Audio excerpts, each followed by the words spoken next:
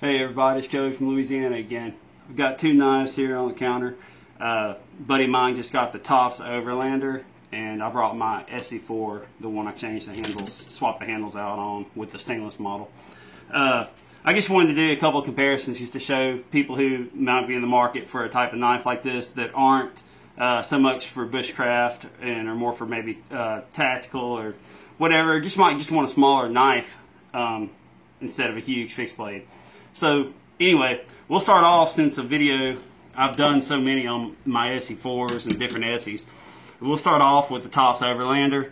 For one thing, what was the price paid for this? Wholesale was $110. Okay.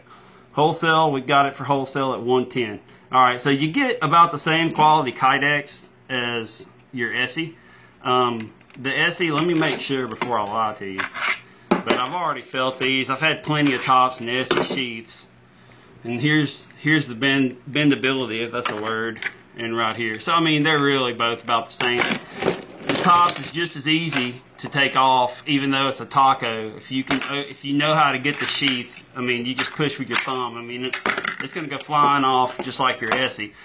Some people think the SE sheaths, they like that pancake instead of the taco or fold over design on this one better, because you got more place to put your thumb. But really and truly, it all comes with just time and practice. But all right, so anyway, we'll start off with talking about this one.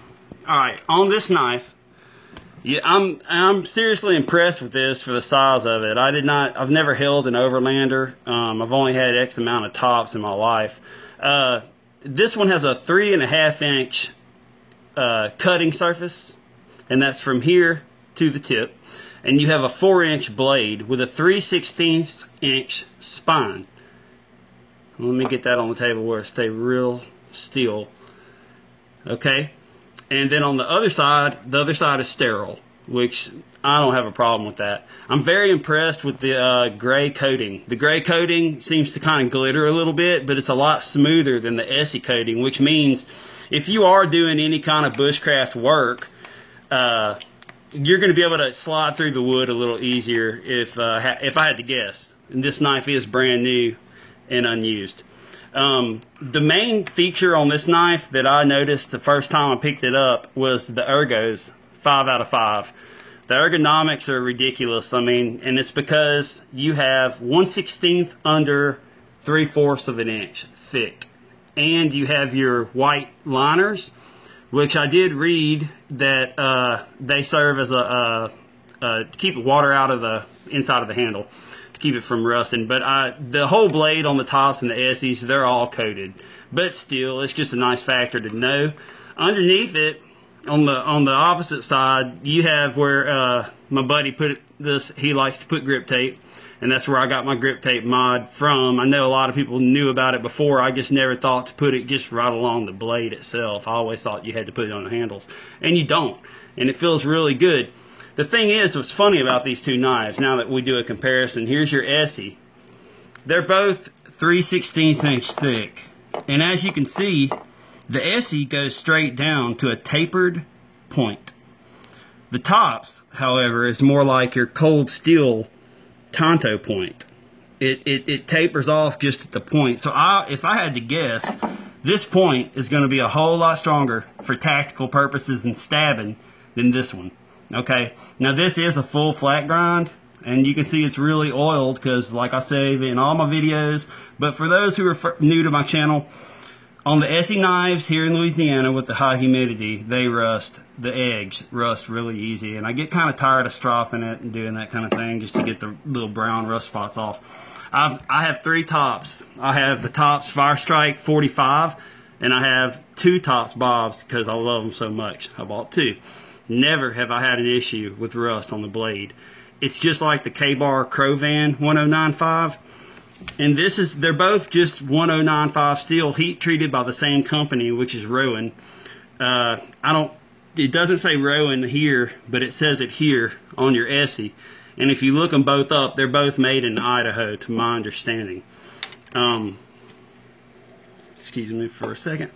Okay, so basically your handles, your SE is, sorry about that.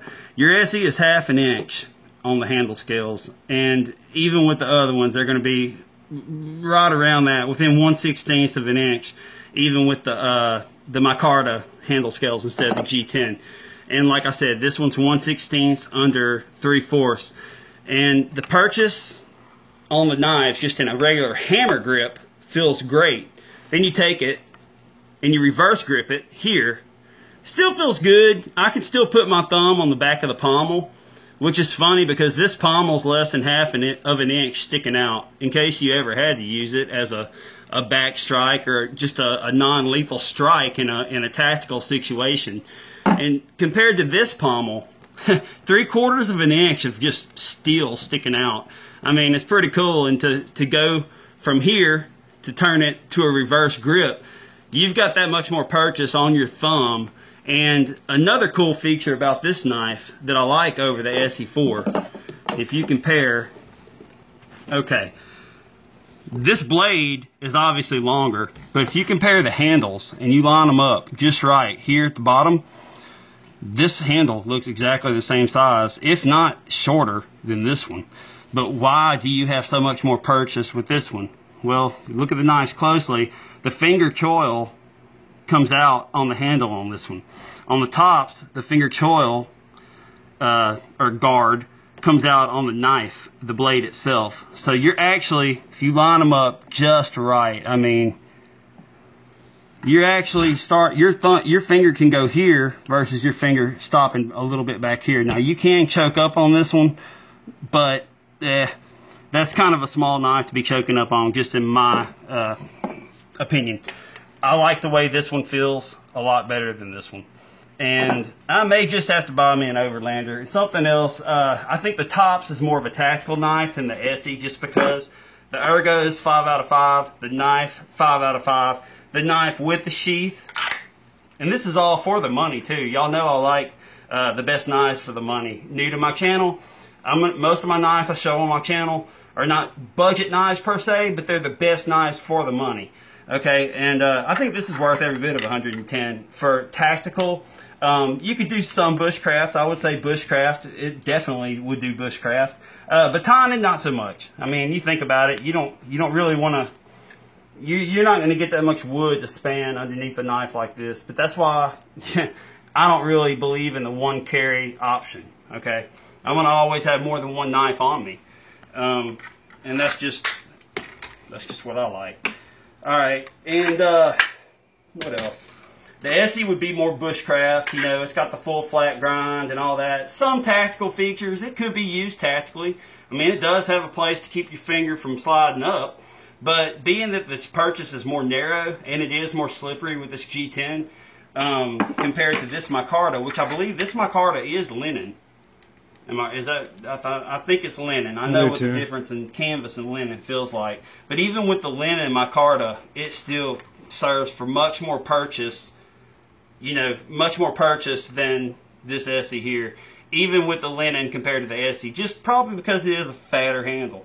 Just to come down to it. But anyway, I think that's everything I really wanted to talk about. They're both 1095 high carbon steel. Let me turn these around so you can see the detail in both of them. Try to line them up just right. And it's just that this one reminds me more of the Ka-Bar Krovan. Like, it's got chromium and vanadium added because the edge on my tops have never rusted like the Essies. Not down an Essie. Everybody knows I'm an Essie fanboy. I'm also a Tops fanboy. So I plan on getting more Tops in the future. And 1095 is my favorite hardcore steel to use. It holds an edge very nicely and it sharpens up really fast. So the difference that I always tell people, you're going to buy this really high dollar stainless knife. You're pretty much buying it to try to match the properties of what 1095 will give you mechanically or physically, but with the stainless content, the stainless value of it not having to be coated or not worrying about it rusting. So anyway, there's the Tops. That's not going to stand up that way. We'll do it this way. And then you have your Essie, which isn't going to stand up that way. It's going to stand up this way. But I think that's covered everything. If you have any questions, just leave them below in the comments. I'll answer them the best I can. And if you want to see either one of these knives in use, I have videos of this one in use. If you want to see this one in use, just see how it does some basic stuff, we're willing to do that. I'm really anxious to know how this gray coating is going to hold up on the blade, because it is a lot smoother than the Essie's coating, and Essie's known for their coating not stripping off easily at all. It ends up becoming smooth before you're going to lose the coating, and this one's already smooth, so I'm wondering if the Essie coating would last longer than this one. But I don't really think it would matter with tops, because it doesn't seem to have the company doesn't seem to have the same rust issues as the Essie. So anyway, thanks for watching, and God bless.